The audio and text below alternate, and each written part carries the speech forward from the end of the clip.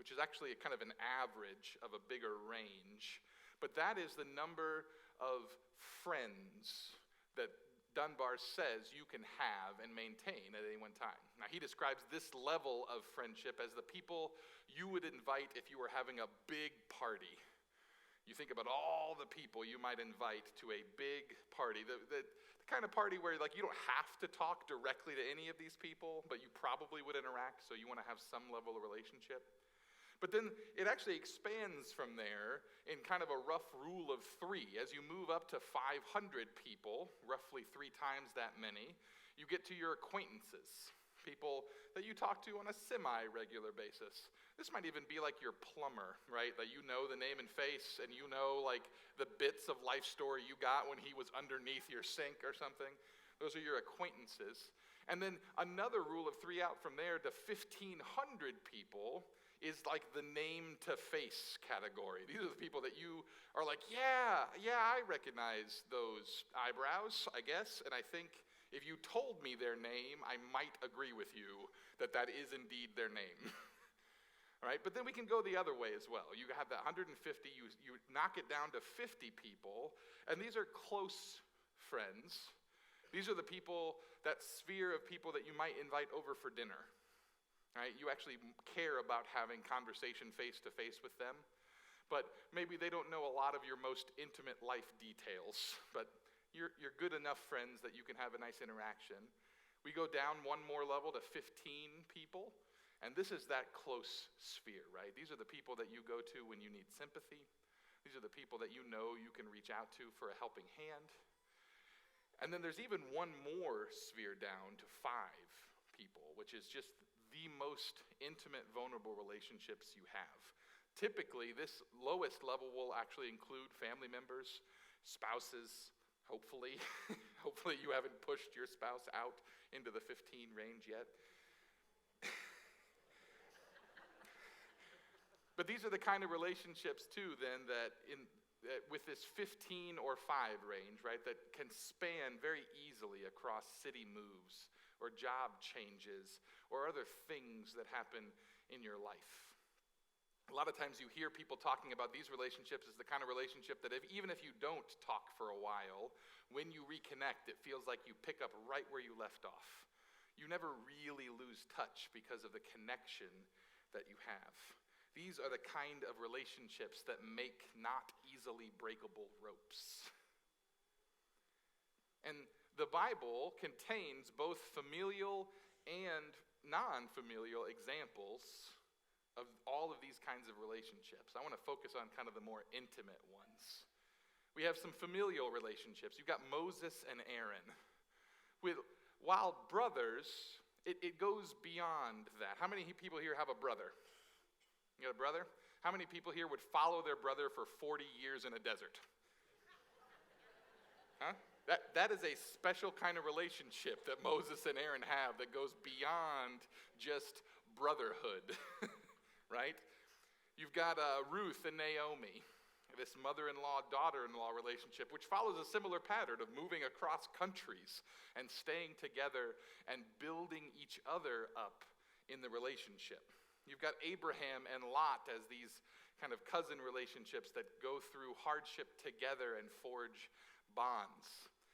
But we also have the non-familial friendships. You think about David and Jonathan that have this intimate connection almost instantly when they meet, and that lasts a lifetime. You've got Jesus with Peter and James and John, his inner circle of people that he shares his most vulnerable moments with. You've got Paul and Barnabas going out on missionary journeys together and sharing together. The relationships that are more than just acquaintance or follower or family. In fact, on the lines of Jonathan and David, in 1 Samuel 18, it says, after he, David, had finished speaking to Saul, who is Jonathan's dad, the soul of Jonathan was knit to the soul of David. And Jonathan loved him as his own soul. And from that moment, Jonathan and David were inseparable up until Jonathan's death. It was truly a lifelong relationship. We think about Jesus amidst thousands of people following him around to get his message, had his inner circle of 12, but then even a further inner circle of 3 that he took up to the mount for the transfiguration and took into the Garden of Gethsemane when he was the most vulnerable and despairing that he had ever been. And our scripture passage today, I think it encourages us to do the same, to create these relationships, to look at our own lives and identify the relationships that we have that build us up. They give us a good return for our work, which is a weird way to talk about people sometimes, right? But we know this. We identify with this even if we don't connect directly to it. I would say that all of us know of people in our lives that we would say take more of our energy than we receive back from them. And those relationships are okay. It is okay to give of ourselves to people, but that's not the relationships we're talking about this morning. We're talking about the relationships that have the give and the take, where you build into them when they need it and they give in to you when the tables are turned. And there is a good return for the work you share. And these relationships do take work. It's not easy to build these relationships, and the scripture again points us in that direction. Now, if you've read Ecclesiastes recently, it's not always the most uplifting book. There's plenty of despair to be found in the words, and we find this passage right in the middle of that. In fact, even the words that bookend the passage for today are fairly despairing. If you back up just 2 verses to verse 7, it says, "Next, I saw something under the sun that was pointless." It's very uplifting, right? He says, "There are people who are utterly alone, with no companions, not even a child or a sibling, yet they work hard without end, never satisfied with their wealth. So for whom am I working so hard and depriving myself of enjoyment? This too is pointless and a terrible obsession." People who spend their lives not building relationships, but instead working harder and harder to amass more and more, are never satisfied. It's as if the author opened a window into today from thousands of years ago and is speaking directly to us. I think we all know those people. Maybe you are one of those people who spends their life working and working and working and ends up with it being pointless. And I would argue that this doesn't just apply to people who are physically alone. There are people who are surrounded by families and spouses and friends who are still the embodiment of this passage, alone in a crowd, out for number one. The author of Ecclesiastes calls these people out, calling it a pointless and terrible obsession. And then there's a moment of clarity for the author. The tone changes, and he writes these simple words: 2 are better than 1. And I'm guessing if you've heard this scripture passage read in a church before, it was probably at a wedding. This is a very common wedding scripture, and it does apply to spouses. 2 are better than 1 in spouses as well, but it's not just talking to them. It's about the start of a community. I love the Message version of this at the end, which is why I had both of them read, because I love this idea of, can you round up a third? Can you find other people to build this community together and be in relationship with, to get an even bigger return on your work as relational people? Can you find people to be in community with instead of toiling to increase wealth? Can you spend your energy instead building relationships? And this rings true even more today. Back in 2012, there was a news story that spread across news stations and the internet of a palliative care nurse that recorded the biggest regrets of her dying patients. She kind of kept a memoir of sorts of all of these regrets that she heard.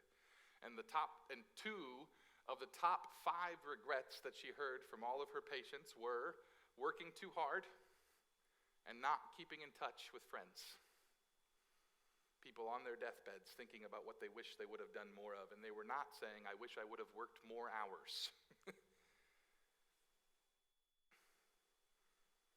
Ecclesiastes author's words carry through time and remind us of the importance of maintaining those lifelong relationships.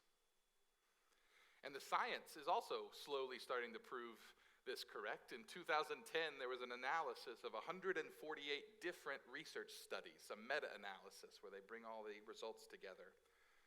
And they found that people with stronger social relationships had a 50% increased likelihood of survival over those that didn't. 50%. They defined social relationships as friends and family members, but they also included being involved in large communities like churches. They said that when you are in a group of people that their purpose is to build each other up and give good lifestyle advice and hold each other accountable to being better, it improved their survivability. They die less. And science is also catching up then to prove what we have known all along from God, and that is we are better in community. We as people are built as communal creatures. People with close friends are shown to have better immune systems, better anti-inflammatory responses, lower stress, improved self-confidence, and longer life. Now, if you don't want those things, by all means, go it alone. I'm not going to tell you how to live your life. But this also begs a question for me. If you're going to hear all of these things, then I would think that you, like me, will have these same questions. Okay, well, how do I get these relationships if I don't have them? Or maybe how do I strengthen the relationships that I do have to make sure that they last and become these forever relationships? And those are great questions. Typically, when I find great questions like that, my first response is to go see what Jesus had to say about it. And so I did. And I think that he has some really good advice for us on this front. Consider the story of the Good Samaritan. In that story, it comes to a point where a man asks Jesus, well, who is my neighbor? Trying to figure out how love your neighbor fits into all of this. Well, who is that person that I have to love? And Jesus responds with a story about a man who was walking down a road and gets attacked by robbers. They strip him of his belongings and clothing and leave him beaten on the side of the road. And people pass by and say, I don't want to get involved with that. And they pass on the other side of the road. And then a Samaritan comes. And the Samaritan bandages him up, takes care of the man. A Samaritan being the lowest of the low, according to the man who's asking the question. And so Jesus goes on and says, okay, so who was a neighbor to the man? And the man responds, the one who had mercy on him. He doesn't say the Samaritan, that would have been too much. But he does recognize who it was. But think about that question and response. Because the question the man asked was, who is my neighbor? And the response for Jesus is, who was a neighbor to the man? Go and do likewise. Neighbor is not a noun for Jesus, it is a verb. It is something you do to other people. You are a neighbor to them. And I would say that the same thing is true for us this morning. If your question is, how do I find good friends? The answer is, who are you being a good friend to? Where are you building relationships? Instead of saying, well, they never call me, call them.